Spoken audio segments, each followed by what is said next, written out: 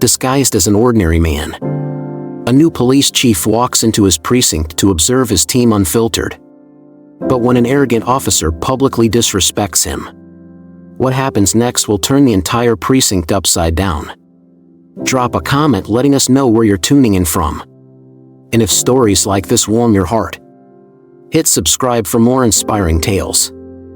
Marcus Reed knew the weight of the badge he carried as he stepped into his role as the new police chief of Pinebrook Precinct. The department he inherited was plagued with whispers of corruption, misconduct, and a culture resistant to accountability. As a black man leading a precinct where trust was fractured, Marcus understood the challenges ahead. But he wasn't interested in public relations stunts or performative leadership. If he wanted real change, he needed to see the precinct for what it truly was, unfiltered and unvarnished. Instead of relying on second-hand reports or carefully curated tours, Marcus made a bold decision: he would go undercover. Stripping away the authority of his title, he dressed in faded jeans, a worn-out hoodie, and sneakers that had seen better days. His polished exterior gave way to a man who could easily be mistaken for someone down on his luck. The precinct lobby was alive with the hum of routine chaos, officers rushing to and from tasks, dispatch calls crackling through speakers, and idle chatter floating above it all.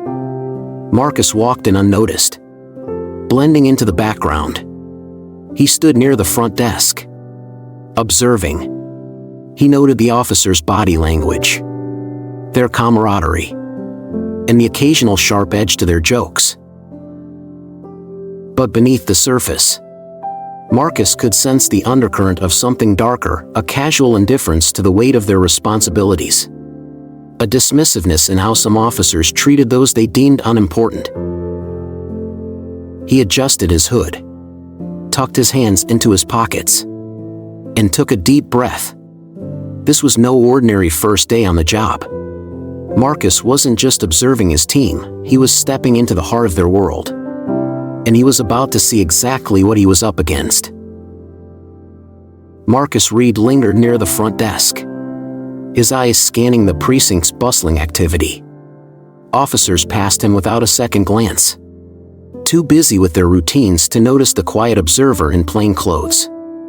But it wasn't long before someone did. Officer Luke Daniels, a broad-shouldered man with sharp, assessing eyes, stopped mid-stride. His voice cut through the noise as he barked. "Hey, you! What are you doing here?"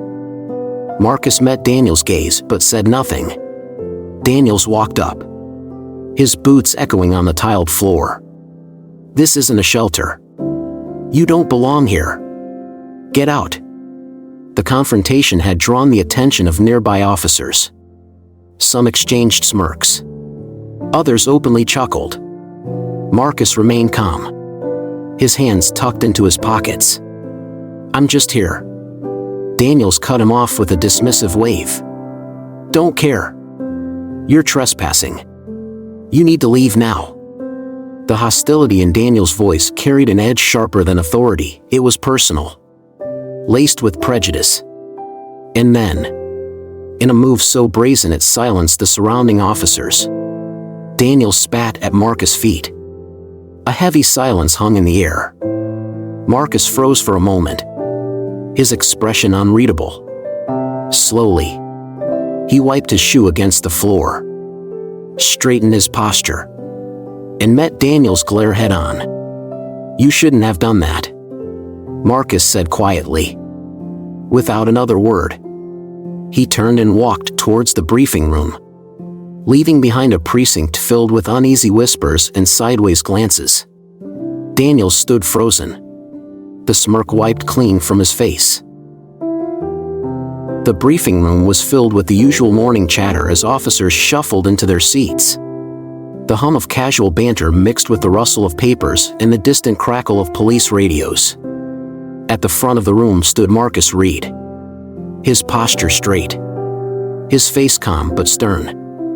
The officers barely noticed him at first. To them, He was just another civilian who'd wandered into the wrong place until he spoke. "Good morning," Marcus said, his voice cutting through the noise. Heads turned. Conversation stopped. Officer Daniels, seated in the back corner with his arms crossed, froze mid-smirk. "My name is Marcus Reed," he continued, his eyes sweeping across the room, meeting each gaze with quiet intensity. "I am your new police chief." The weight of his words settled over the room like a heavy blanket.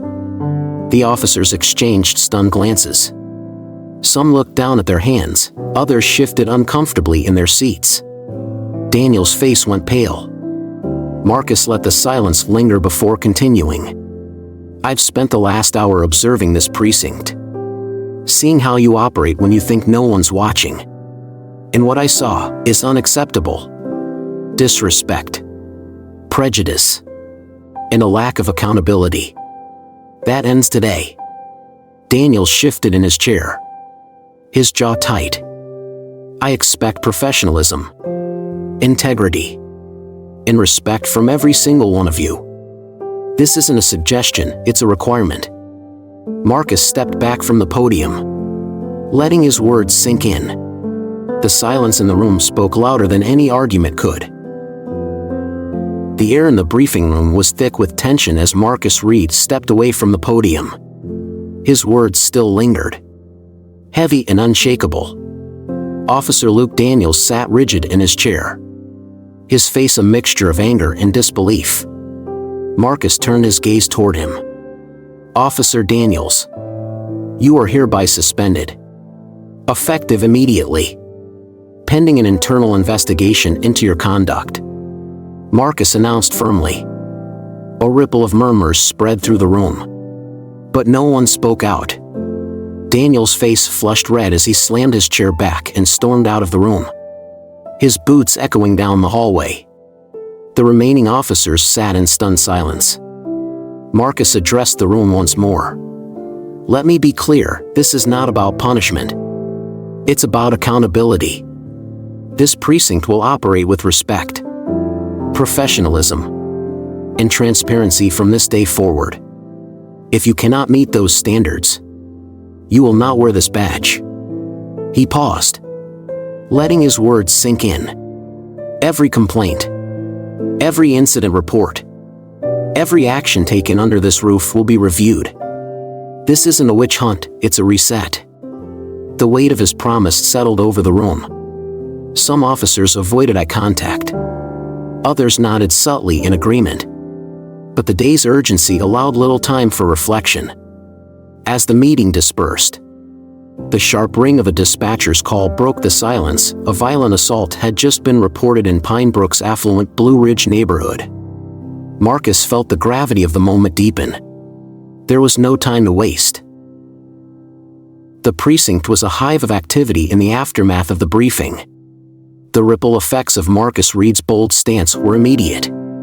Officers exchanged hushed conversations in corners. Uncertainty etched across their faces. Some resented the new chief's approach, seeing it as an attack on their fraternity. Others, however, were quietly relieved, hopeful, even that someone was finally addressing the deep-rooted problems they had silently witnessed for years. Officer Maria Reyes was among those who felt compelled to act. With her sharp eyes and steady composure, she approached Marcus as he reviewed reports in his office. "Chief Reed," she said, her voice firm but respectful, "I want you to know I'm with you. I've seen things here, things that shouldn't happen in any precinct. But I want to do better. And I want to help you fix this." Marcus looked up from his papers, meeting Reyes' determined gaze. "It's not going to be easy," he said honestly. "There's a lot of resistance to change. I'm not afraid of hard work." "Sir," Reyes replied. Meanwhile, Officer Daniels' suspension had sent shockwaves through the precinct. His allies, those who shared his mindset or feared being exposed, grew defensive. Rumors started circulating about Marcus' intentions, fueled by Daniels himself, who wasn't content to fade into the background. Daniels spent his suspension sowing seeds of doubt, spinning tales of Marcus as a political figure out to dismantle the Brotherhood of the Force. Some officers bought into the narrative, while others distanced themselves from Daniels entirely. The assault case in Blue Ridge loomed over the precinct like a storm cloud. Detectives worked tirelessly to uncover leads, but the pressure was mounting. Marcus knew that solving this case wasn't just about justice, it was about proving that change was possible under his leadership. The assault case in Blue Ridge had become the precinct's top priority. The victim, a respected community leader named Samuel Price, was still in critical condition, and the public outcry was growing louder by the hour. Reporters camped outside the precinct, demanding updates. Social media buzzed with anger, and trust in the police force hung by a thread. Chief Marcus Reed worked tirelessly alongside the detectives assigned to the case, poring over evidence, reviewing witness statements, and analyzing surveillance footage. The team was running on caffeine and adrenaline, but progress was slow. It was Officer Maria Reyes who first noticed something odd while reviewing a set of reports. A key witness statement had been altered, subtle changes, but enough to shift suspicion away from a potential suspect. Reyes brought it directly to Marcus. "Chief, someone tampered with this," she said, placing the papers on his desk. Marcus examined the documents, his brow furrowing. The handwriting didn't match the original officer's style, and the timestamps were suspicious. "Someone's trying to steer this investigation," Marcus said gravely. The suspect in question had loose connections to Officer Daniels. It wasn't definitive proof, but it was enough to raise red flags. Marcus couldn't ignore the possibility that Daniels was still pulling strings from the shadows, trying to protect someone, or perhaps framing an innocent person. Marcus called an emergency meeting with the lead investigators. "We follow this lead quietly," he instructed. "I don't want word getting out that we're onto something. If Daniels or anyone else is involved, we can't give them a chance to cover their tracks." Meanwhile, Daniels remained suspended but far from idle.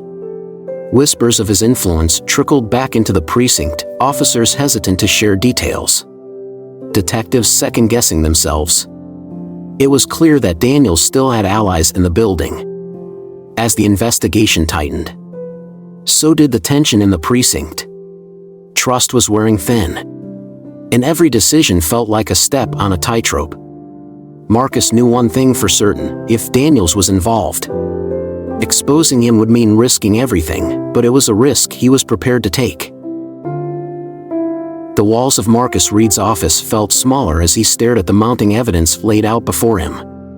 The altered witness statements, the surveillance footage inconsistencies, and the suspicious gaps in the chain of evidence all pointed to one undeniable conclusion: Officer Luke Daniels was still pulling strings, even while suspended.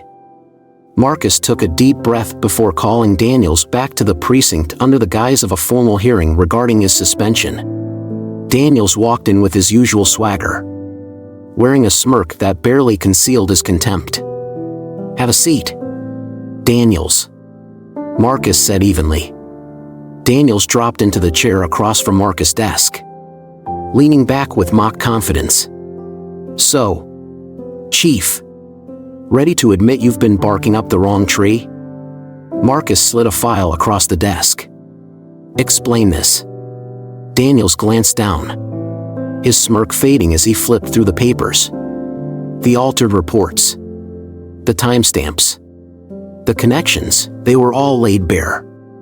"This isn't proof of anything," Daniels said, his voice quieter now. "It's enough," Marcus replied. "Enough to show you've been manipulating this investigation, obstructing justice, and protecting someone, or worse, framing an innocent person." Daniels' jaw clenched as he shifted in his seat. For a moment, the room was silent, the tension so thick it was hard to breathe. "Your time here is over, Daniels," Marcus said firmly. "You're done."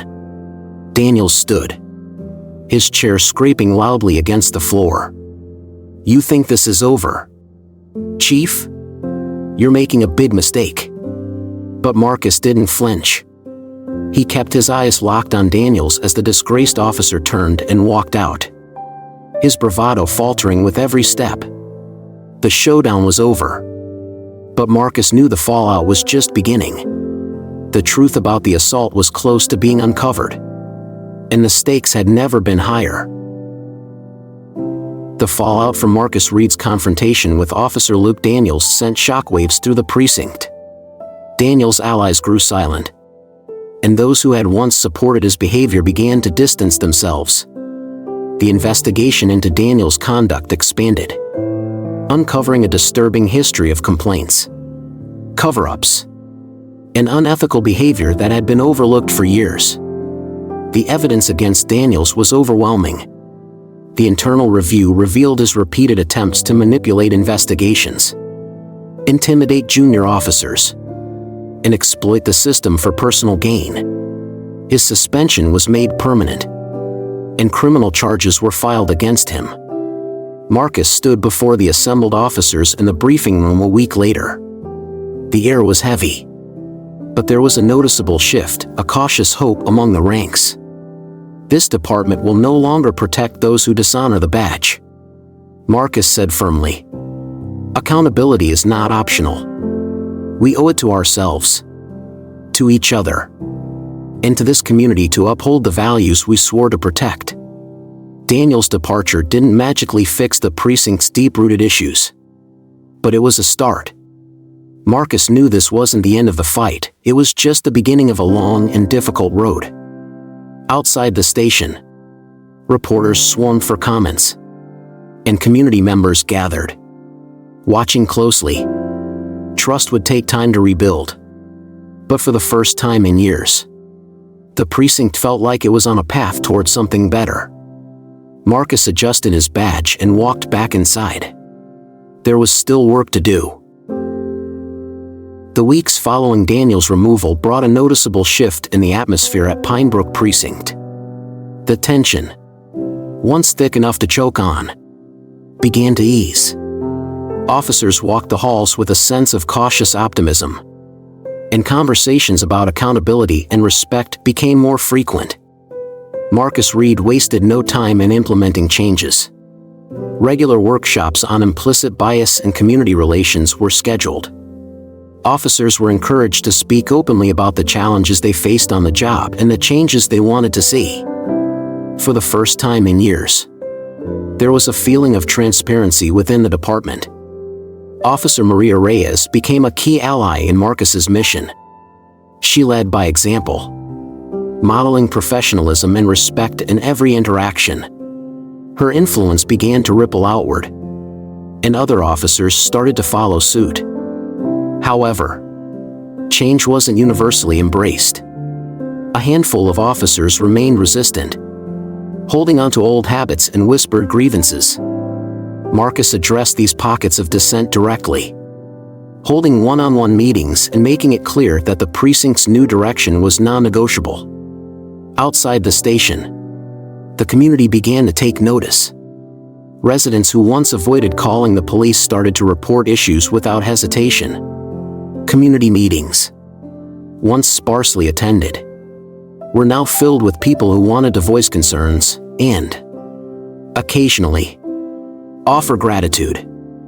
Marcus stood in the briefing room one afternoon, watching his team prepare for their shifts.